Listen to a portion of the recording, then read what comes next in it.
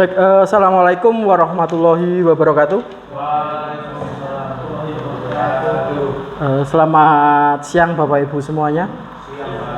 Salam guru-guru hebat. Ya, terima kasih atas kesediaannya menyempatkan waktu untuk berkumpul di sini. Kita di sini akan mendesiminasikan tentang modul 1.4 di pendidikan guru penggerak, yaitu tentang budaya positif. Kenapa di sini didesiminasikan? Karena hal ini sangat urgensi untuk terkait dengan budaya yang akan diterapkan di tingkat sekolah. Ya, jadi pertama budaya positif itu pertama gini, tentang paradigma baru tentang kurikulum merdeka. Dimana kalau kita ingat dulu di kurikulum K13 bahwa guru itu dituntut untuk menyelesaikan kompetensi yang sudah disiapkan oleh Kemendikbudristek. Pokoknya 1 tahun harus selesai seperti ini, 1 tahun harus selesai seperti ini. Tetapi di kurikulum merdeka itu berbeda, bahwa tugas guru adalah menuntun para siswa untuk memenuhi kebutuhan belajar mereka. Makanya di paradigma baru ini, pembelajaran dengan paradigma baru merupakan pembelajaran yang dirancang dengan prinsip pembelajaran berdiferensiasi. Untuk itu semua guru nanti wajib atau hukumnya harus bisa melaksanakan pembelajaran berdiferensiasi. Ya, di kurikulum kurikulum merdeka seperti itu. Kemudian sehingga peserta didik belajar sesuai dengan kebutuhannya berdasarkan tahap perkembangan sesuai dengan teori psikologi untuk mewujudkan profil pelajar Pancasila.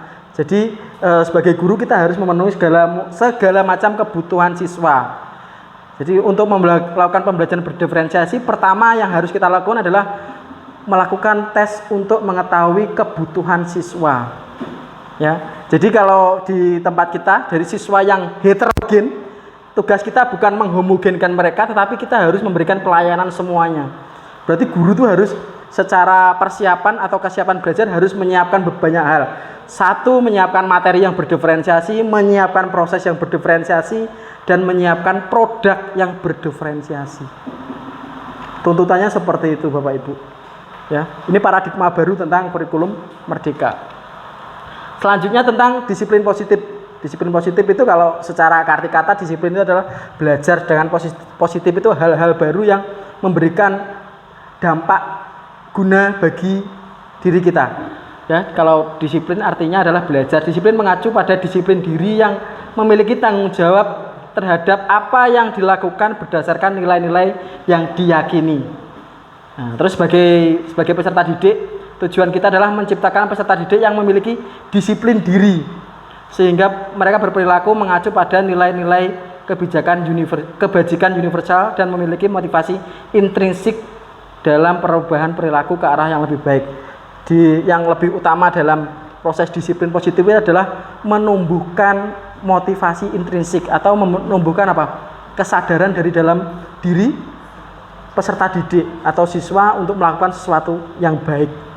Ya, bukan bagaimana Pak kalau kita sudah menghukum anak.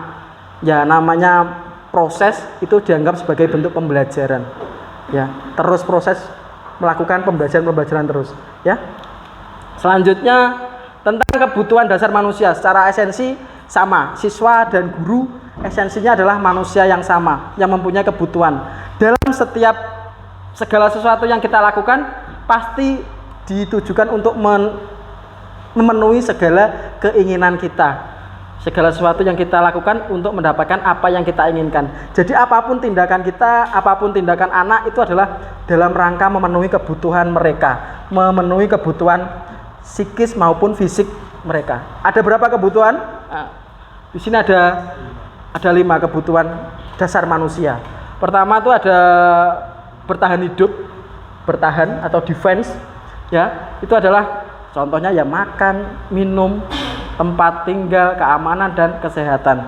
Makanya saya ingat lagi yang dilakukan Ciko waktu dulu. Kenapa dia mengambil lauknya Ira? Mungkin Bapak Ibu ingat. Ya, itu adalah salah satunya adalah kalau kita kaitkan dengan sini adalah dia ingin bertahan hidup, Bapak Ibu. Dia melakukan sesuatu hal pasti ada dasarnya karena ingin bertahan hidup. Kedua karena untuk melengkapi kepuasannya, karena mungkin dia pengen lauknya ira, akhirnya lauknya ira diambil. Yang kedua adalah kasih sayang dan rasa terima kasih.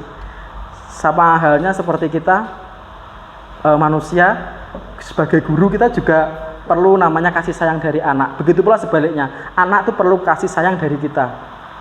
Makanya ketika anak itu tidak memenuhi, tidak mendapatkan kasih sayang dari kita, mereka pasti melakukan hal-hal yang sesuatu yang bisa menarik perhatian kita untuk bisa memberikan kasih sayang. Kedua adalah rasa terima kasih. Ini kayaknya begitu sepele sekali kalau rasa terima kasih. Ya, terima kasih, mohon maaf, satunya apa lagi? Minta tolong. Itu adalah hal-hal yang sepele yang sebenarnya mudah dilakukan dan itu dampaknya luar biasa terhadap psikis anak. Kalau kita biasa anak mengucap terima kasih, maka dia itu akan menjadi manusia yang berhasil, yang memotivasinya dirinya secara positif, seperti itu. Terusnya adalah penguasaan, harga diri, penghargaan, keinginan diakui dan didengar, bahwa ini adalah sama saja, semuanya sama, bahwa setiap hal pasti pengen dihargai, pengen diakui, pengen mendapatkan penghargaan atau didengar. Ya, seperti halnya juga ketika kita mengajar, yang lainnya berbicara sendiri, maka kita pun juga akan tersinggung karena kebutuhan tentang penguasaan ini tidak terpenuhi dari dalam kita. Yang selanjutnya tentang kebebasan. Kebebasan itu bisa mandiri, bisa kebebasan tentang memilih sesuatu, kebebasan dalam menentukan pilihan, itu juga termasuk kebebasan. Yang terakhir adalah kesenangan. Kesenangan itu adalah tentang bermain, humor dan tertawa. Bahwa setiap manusia itu pasti punya jiwa humor dan pengen tertawa. Hal itulah yang bisa menumbuhkan dampak-dampak disiplin positif di tingkat sekolah. Mungkin dari sini ada yang pengen mau bertanya dulu, enggak apa-apa. Kita di sini sharing tentang 5 kebutuhan dasar manusia. Ya, kalau tidak ada saya lanjutkan ya. Tentang 5 posisi kontrol guru selanjutnya. Bahwa kita sebagai guru itu ada diklasifikasikan menjadi 5. Pertama adalah guru yang suka menghukum, ada namanya. Terus ada juga kontrol pembuat rasa bersalah, ada kontrol sebagai teman, pemantau, dan manajer. Nanti kita akan lihat video tentang 5 kontrol ini. Kira-kira kita pernah melakukan hal yang mana? Nanti Bapak Ibu bisa refleksikan diri masing-masing. Oke.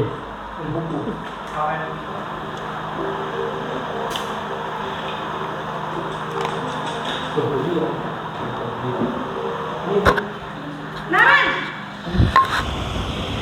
sini kamu. Selamat pagi, Bu. Selalu terlambat. Kamu deh, pasti terlambat. Maaf, Bu. Saya... Apa? Apa coba? Alasan kamu apa lagi? Kapan sih kamu tidak terlambat? Malas sekali ya kamu jadi anak. Saya... Dasar pemalas. Gak kapok-kapok sih kamu. Sudah berapa kali terlambat? Sana, kamu keliling lapangan basket 2 kali. Kenapa saya harus keliling lapangan basket, Bu? Kenapa? Kamu melawan ibu. Berani-beraninya jawab. Sudah terlambat, masih berani jawab pula. Sekarang, keliling lapangan basket 5 kali sekalian. Biar kapok. Cepat. Pergi sana ke lapangan basket. Nah, setelah kita melihat video tadi, ini adalah contoh video ketika kita memosisikan diri sebagai penghukum. Biasanya ciri-cirinya kalau menggunakan kontrol penghukum seperti ini. Biasanya berbicara dengan nada tinggi, membentak-bentak, menunjuk-nunjuk, menyakiti, dan bahkan menyindir. Dan terus ciri selanjutnya adalah hukumannya biasanya secara verbal, secara kata-kata yang menyakiti. Terus kemudian adalah secara fisik, seperti dihukum berlari seperti tadi. Terus mungkin disuruh jalan jongkok dan lain sebagainya. Terus kemudian dampaknya pada murid adalah seperti ini. Pertama, murid akan cenderung memberontak dan menyimpan dendam. Kedua, murid tidak akan menyukai guru atau pelajaran yang akan diampu. Mungkin ini pernah kita rasakan Bapak Ibu ketika murid itu pernah membenci kita gara-gara satu hal yang kita lakukan tujuannya untuk mendisiplinkan, ternyata itu bisa menyimpankan dendam pada diri mereka. Ya, betul apa yang dikatakan teori ini, bahwasanya mungkin 20-30 tahun lagi yang diingat murid dari kita itu bukan pelajaran kita, tapi adalah perilaku kita atau pelayanan kita yang sudah kita berikan kepada siswa. Selanjutnya,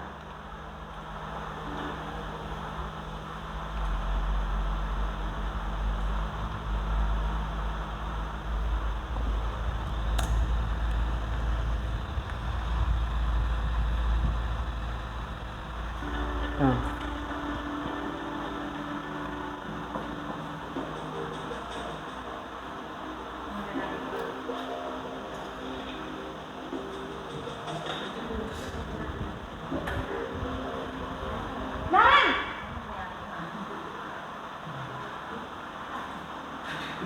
Selamat pagi, Bu. Naren, kamu kenapa terlambat lagi, nak? Ya Tuhan, Naren, kamu senang ya bikin ibu susah ya? Kalau kamu terlambat lagi, nanti ibu yang ditegur bapak kepala sekolah, nak. Disangka ibu tidak bisa membina kamu. Duh, gimana ini? Maaf, Bu.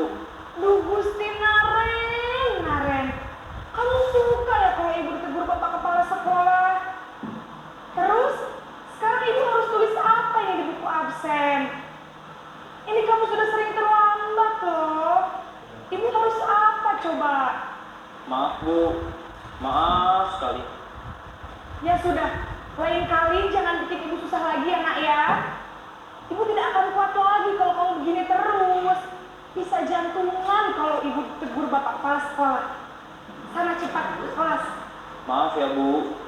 Maaf sekali.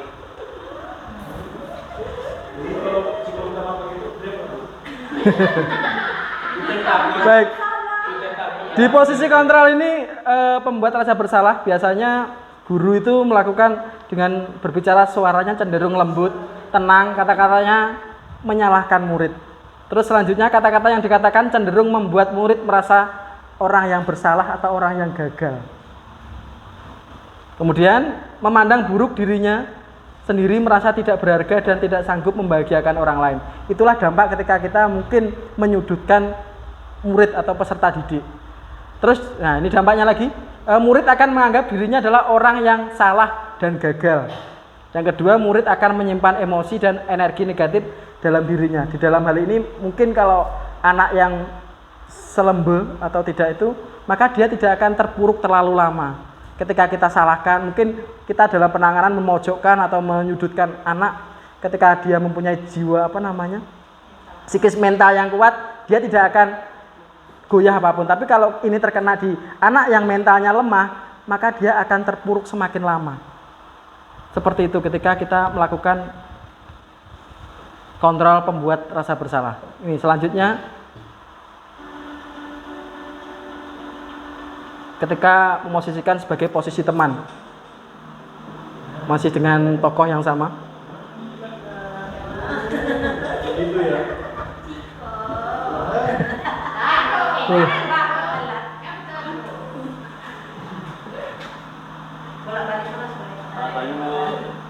Wah, sudah jam berapa ini nak? Terlambat lagi ya sayang. Ibu saya sudah menyalahkan saya, Bu. Kamu malah menyalahkan ibu kamu.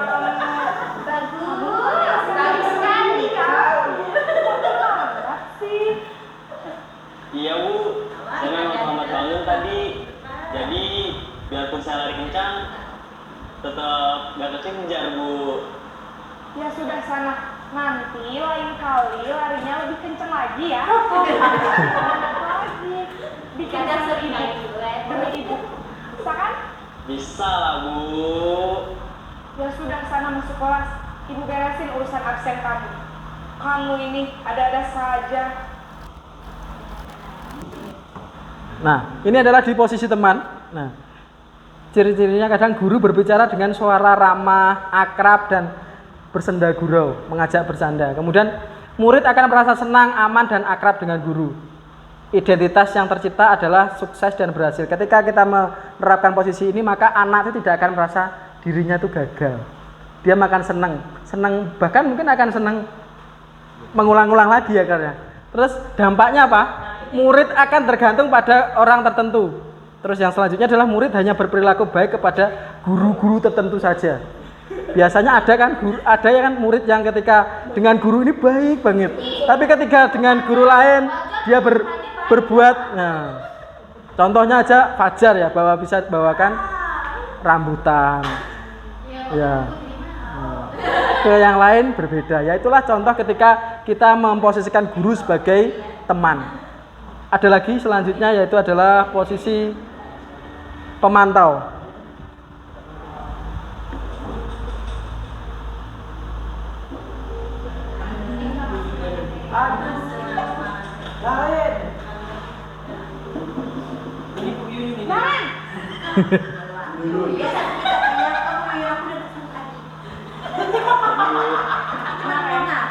Apa peraturan sekolah kita tentang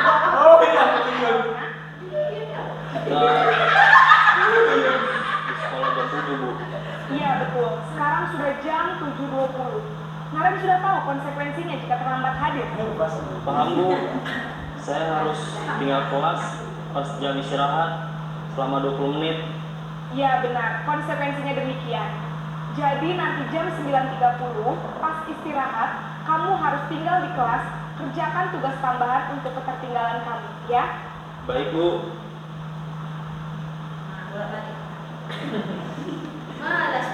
Oke. Ketika jadi pemantau, biasanya ekspresi yang ditunjukkan guru adalah menunjukkan bahasa tubuh dan ekspresi yang datar dan cenderung formal. Tidak ada ketawa, tidak ada senyum dan sebagainya. Terus selanjutnya menggunakan data untuk mengontrol siswa. Biasanya kita kalau menghukum siswa, kita melihat bukunya dulu. Kamu udah berapa kali terlambat? Hal itulah yang akan disampaikan ke siswa, menggunakan data untuk mengontrol. Kemudian guru mengarahkan murid berdasarkan peraturan dan konsekuensi, menunjukkan bahwa untuk kesalahan seperti ini konsekuensinya seperti ini. Itu biasanya di posisi pemantau. Kemudian terciptanya identitas yang berhasil. Ketika siswa sudah mengetahui konsekuensinya, maka dianggap siswa itu berhasil. Dampaknya apa? Jadi murid itu tidak akan mandiri karena akan bergantung pada catatan sikap atau catatan perilaku kita yang sudah kita catat di buku itu. Itu pemantau. Ini yang terakhir di posisi manajer.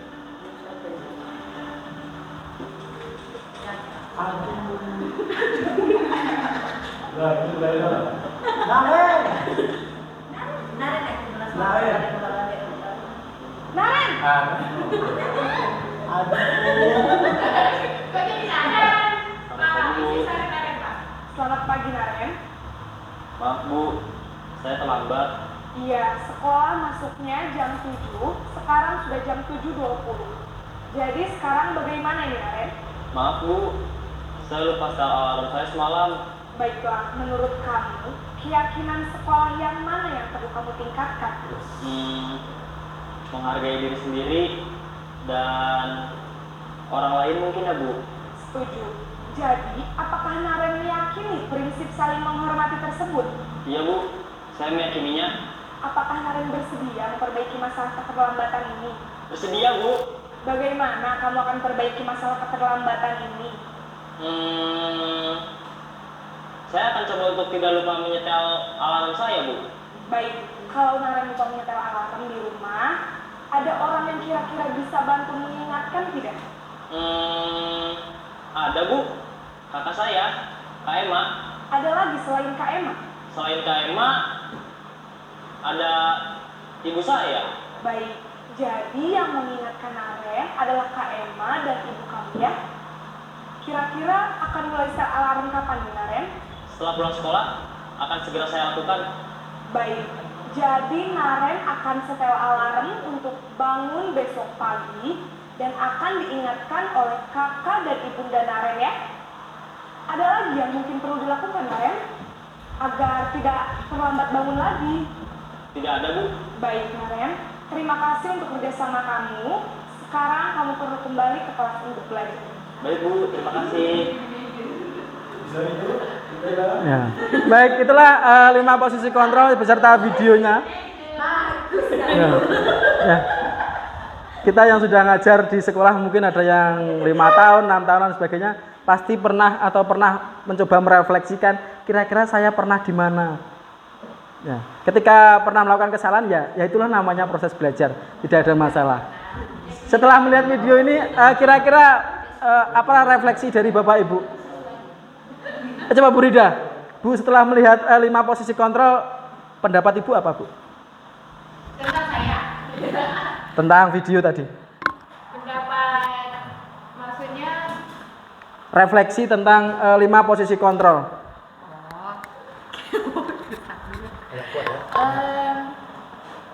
Memang pada dasarnya 4 posisi kontrol guru yang pertama tadi lebih sering kita dapati dipraktekkan oleh seluruh guru mungkin ya.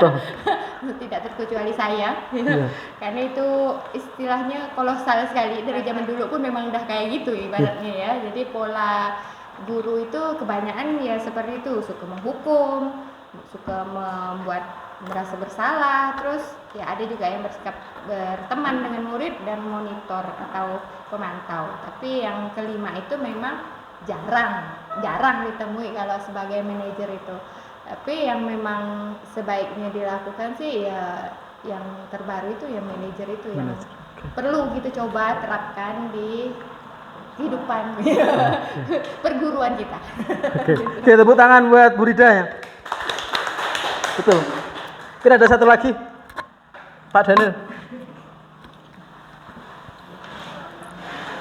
Hidup kayak ini.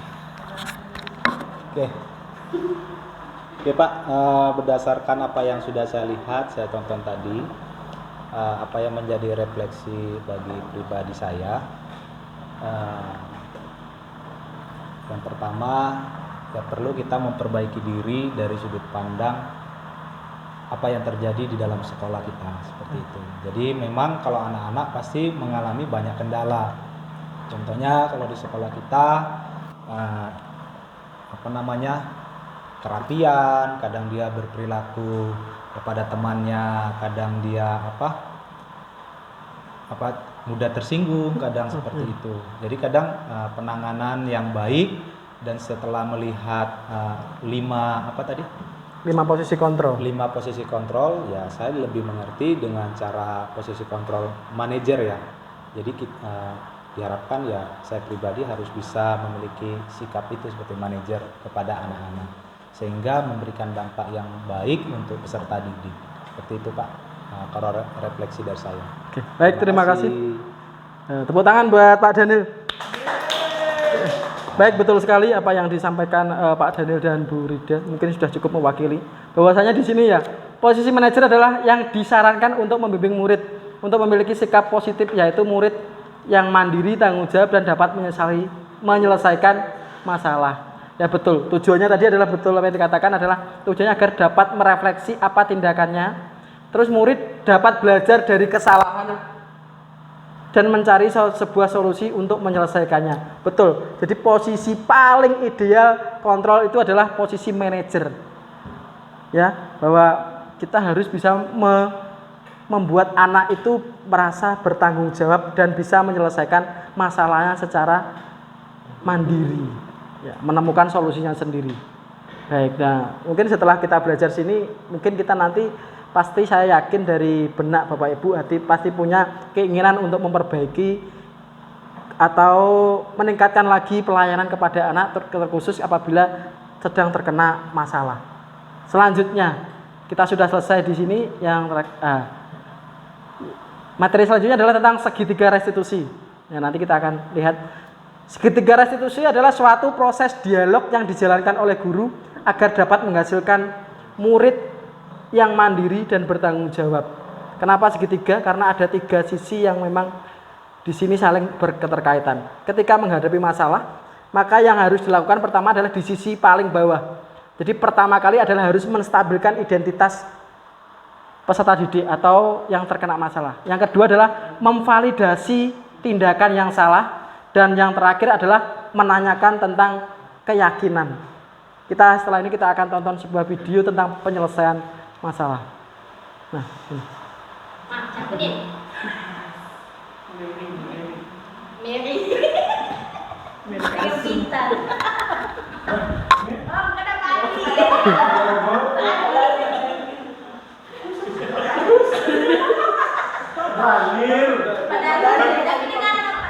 Ya aku marah ya. Aku balik ngatain Eka di depan kelas. Oh ya, baru ya dari Ya pasti kamu marah besar. Bapak juga akan marah apabila ada yang menunggu suatu kemudian pada saat itu kamu mau melakukan apa? Ya saya langsung ngatain Eka lah Pak. Kesel banget. Saya bentak-bentak dia depan teman-teman lain. Oh begitu. Karena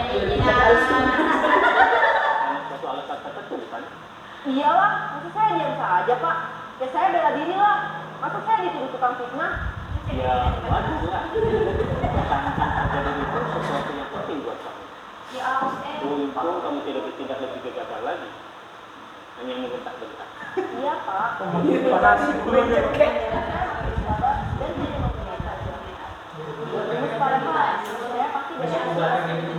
Pasti ya. Tapi kamu memilih untuk tetap bertahan. Kamu memilih untuk tidak berbuat lebih parah lagi.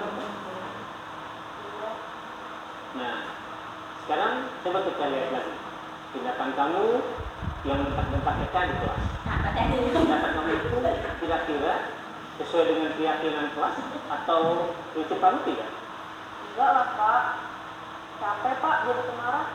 Jadi keyakinan atau prinsip mana yang sesuai dengan keinginan kamu? Ya saya sebenarnya sangat menghargai orang lain. Mungkin saat itu saya menjadi emosi. Jadi tidak menentukan sikap itu. Kamu meyakini tidak? Menghargai orang lain itu penting buat kamu. Yakin lah Pak. Iya, setuju. Kita harus saling menghargai. Namun ada juga keyakinan yang kita sepakati yang perlu kita jalankan apabila kita sedang marah, bukan? Ya saya bisa lebih proaktif. Mulai dengan diri sendiri. Saya bisa jadi lebih sabar. Mengambil juga untuk berpikir mau apa selanjutnya. Kira-kira kamu bersedia memperbaiki masalah ini tidak? Bersedia Pak. Kalau kamu memperbaiki masalah ini, kamu akan menjadi orang seperti apa? Saya akan menjadi orang yang bertanggung jawab kali ya Pak. Dan senantiasa proaktif. Iya. Menurut kamu, bagaimana rasanya menjadi orang seperti itu? Ya nyaman lah. Bangga bisa bersabar dan tahan diri. Baiklah kalau begitu. Yuk kita pikirkan bagaimana memperbaiki masalah ini.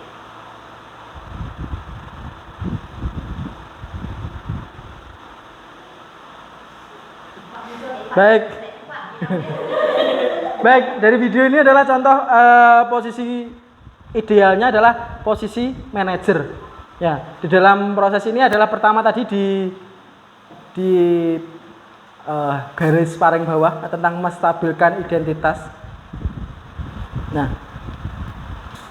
di dalam proses menstabilkan identitas, membuat kesalahan bagian dari proses pembelajaran. Bahwa kita harus menekankan kepada diri kita masing-masing ataupun ketika kita harus menghadapi anak, bahwa membuat kesalahan itu adalah proses dari kita belajar. Kemudian berperan menggeser identitas murid dari identitas gagal ke sukses. Ketika anak itu sudah dijudge sebagai orang yang salah, maka ketika berhadapan dengan kita sebagai guru yang menyelesaikan masalah, kita harus merubah identitasnya supaya dia sukses dulu. Kira-kira bagaimana? Ada beberapa pernyataan yang bisa kita ajukan untuk menstabilkan identitas anak ketika anak itu bersalah. Contohnya adalah berbuat salah itu wajar. Bilangnya seperti itu. Kita bayangkan ya, ketika Ivan digitukan seperti apa? Nah, gimana kalau Ciko digitukan? Wajar. Kira-kira bagaimana? Terus kemudian yang selanjutnya, atau bagus, tidak ada manusia yang sempurna. Itu adalah contoh pernyataan yang kita bisa ajukan. Kemudian kita bisa memperbaiki kesalahan ini.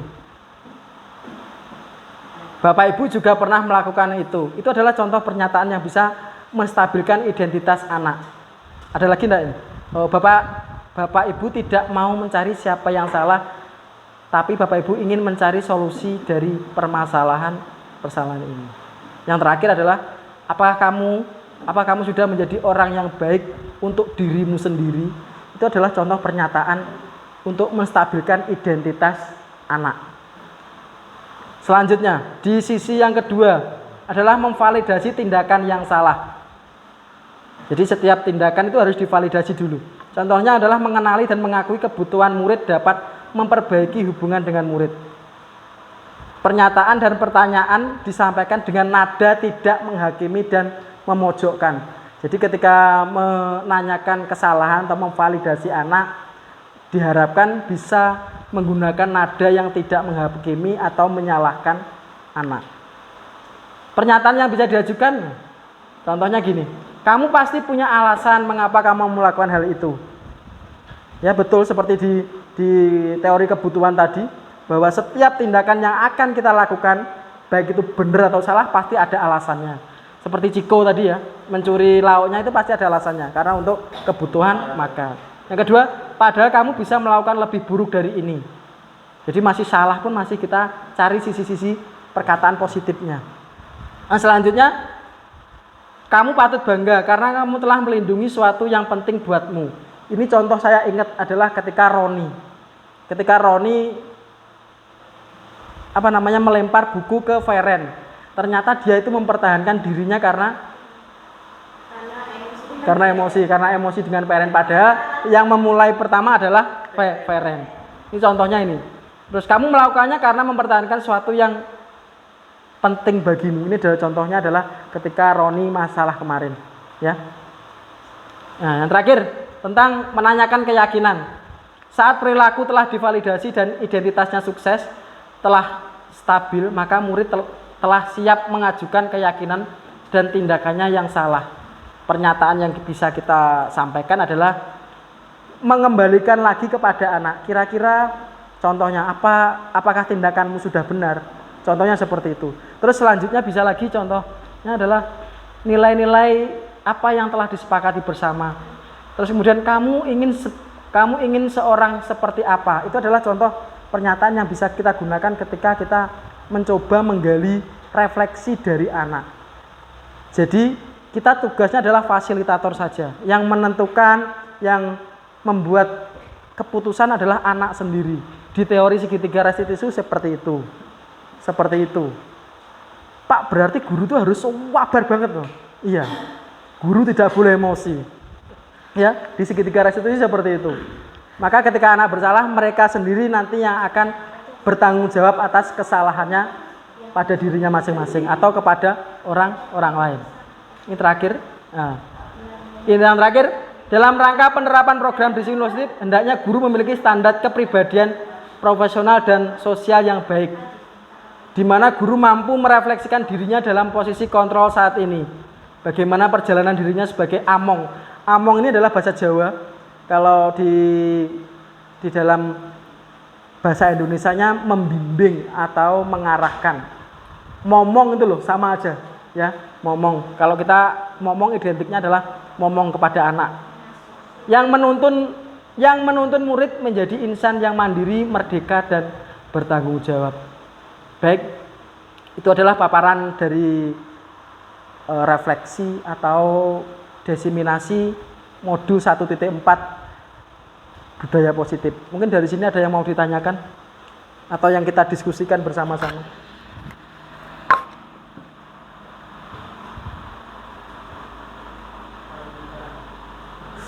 Kalau saya minta pendapatnya dari Bu Laila aja. Apa Pak? Baik, dari segitiga restitusi saya mau minta refleksinya seperti apa kira-kira? Oke, mungkin dari selama ini kita ketika anak itu melakukan kesalahan, kita langsung lebih ke banyak merunyak ya, langsung merunyak menghakimi mereka tanpa kita tanya dulu kejelasan ataupun cari tahu kebenarannya dulu Pak, mungkin itu Pak.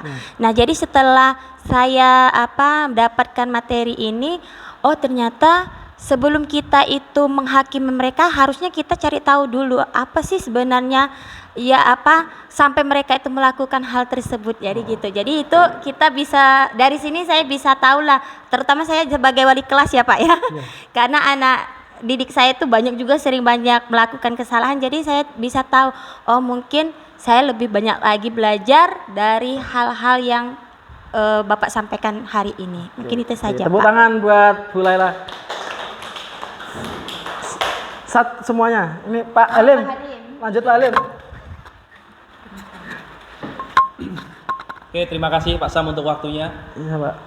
Dari yang telah Pak Sam paparkan dan kita semua ketahui, mungkin di sini kita mendapatkan ilmu baru. Terus kalau dari saya sendiri, mungkin dari semua Bapak Ibu guru sekarang tinggal bagaimana caranya kita melakukan hal yang dipaparkan tadi. Karena kalau kita melihat atau kita mendengarkan kan nampaknya mudah, tapi kalau kita melaksanakannya agak sulit. Bahkan terkadang guru pun melihat moodnya guru. Ketika mood dari guru ini udah nggak baik, ketika ada masalah, nggak mungkin melakukan seperti ini. Karena mungkin dari sekian materi tadi kita ambil poinnya ya yang disampaikan tadi benar bahwa guru tuh harus sabar. Mungkin itu aja Pak. Terima kasih. Oke, tepuk tangan buat Pak Halim. Mungkin ada lagi mau menyampaikan? Nggak apa-apa. Geser ya, Bintan, geser. Apalagi BK. Ya. Oke, mungkin dari materi yang saya dapati hari ini, mungkin lebih saya udah sedikit menjalankan ya Pak, karena waktu pas di kuliah juga diajarkan seperti itu. Jangan langsung mengejudge anak, kenapa anak itu buat masalah, pasti ada alasan dan sebab akibatnya kenapa mereka seperti itu.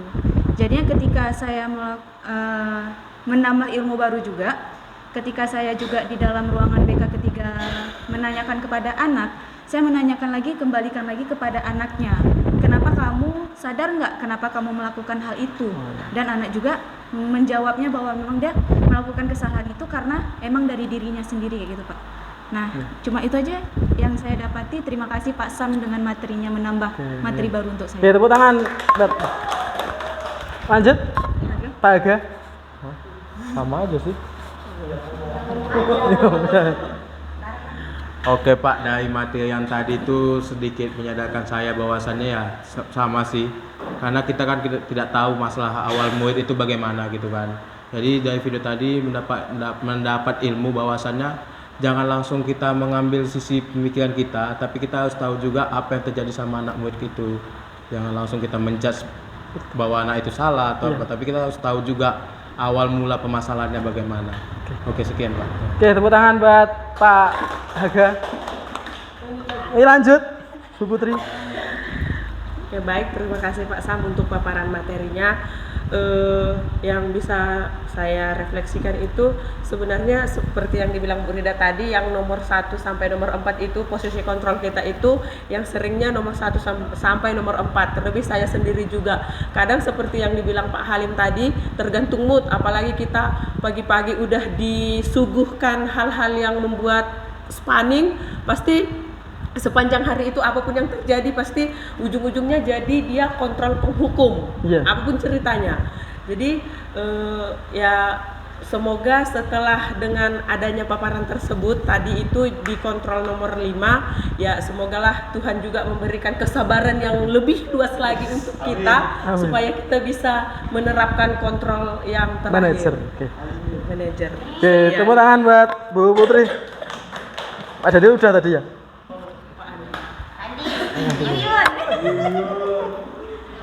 Oke, assalamualaikum warahmatullahi wabarakatuh. Terima kasih atas kesempatan yang diberikan kepada saya. Nah, di sini saya termasuk guru yang sangat-sangat tidak bisa mengontrol diri, ya. Dan ini juga tidak terlepas ya dari paradigma pendidikan. Dari yang saya dapatkan juga dari saya masih SD, SMP, SMA, semuanya guru yang pernah mengajari saya juga seperti itu. Nah, jadi dengan adanya materi ini yang Bapak Samuri sampaikan, saya mengucapkan terima kasih sekali, terutama tadi dari yang 5 poin tadi, itu juga sering saya lakukan 1 sampai 4 ya. Sama juga dengan rekan-rekan guru, mood guru itu juga mempengaruhi, yang sangat mempengaruhi juga, sehingga kadang-kadang guru itu lebih sering lepas kontrol ketika awalnya kita sudah dipancing dengan masalah administrasi dan lain sebagainya dan masalah pribadi. Kemudian ketika di sekolah dihadapkan dengan siswa yang berperilaku tidak baik, apalagi anak yang itu dan itu terus yang melakukan kesalahan gitu. Nah, itu yang membuat kontrol kita menjadi lepas gitu. Nah, dengan adanya materi ini saya berharap untuk diri saya juga sendiri merupakan teguran dan pelajaran yang terbaik untuk saya bisa merubah karakter saya. Oke, tepuk tangan Mbak.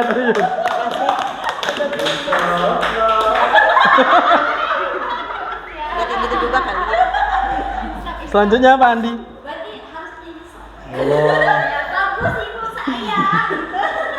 Baiklah Pak, terima kasih Pak. Ini menurut pendapat saya ini materi yang sangat bagus Pak untuk kita semua agar ya kedepannya dalam menghadapi murid kita bisa lebih baik lagi ya tidak hanya sebagai teman, mungkin kita bisa untuk yang anak-anak yang nakal ya dapat kita lebih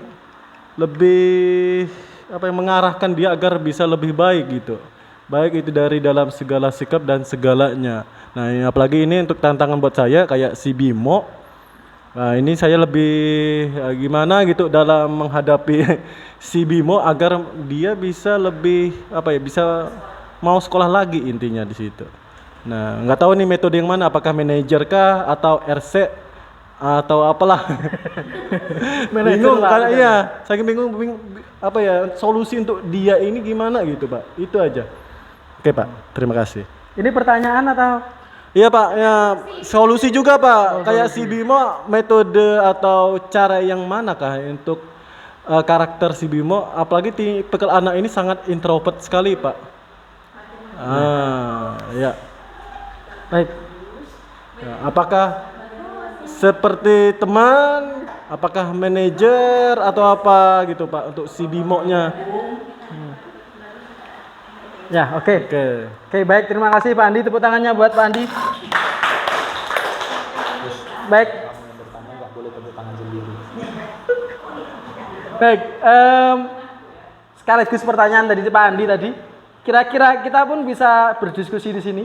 Kira-kira ketika kita menghadapi anak seperti Bimo yang secara introvert banget dan tidak mau sekolah, mungkin nggak kalau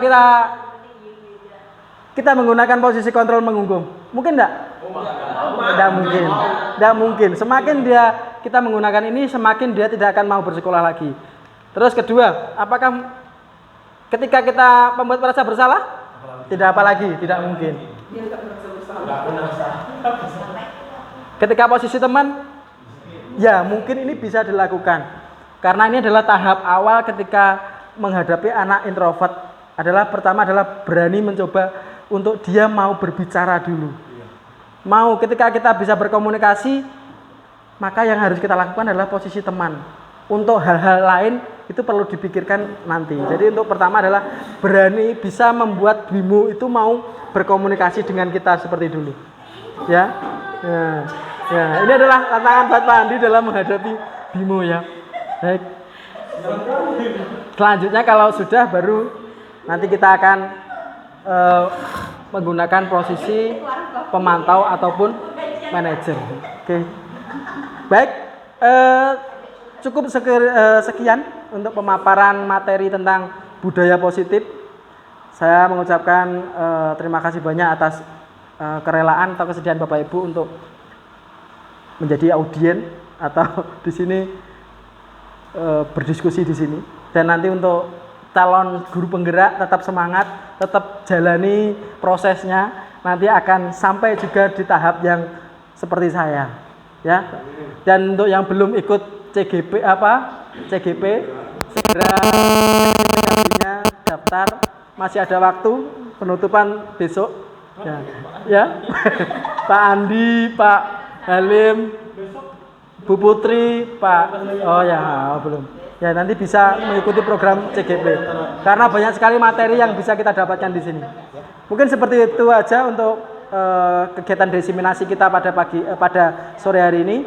Kurang lebihnya saya mohon maaf. Saya akhiri billahi taufik wal hidayah. Wassalamualaikum warahmatullahi wabarakatuh. Dan selamat sore. Ada refleksi tulis ya? Langsung yang tadi.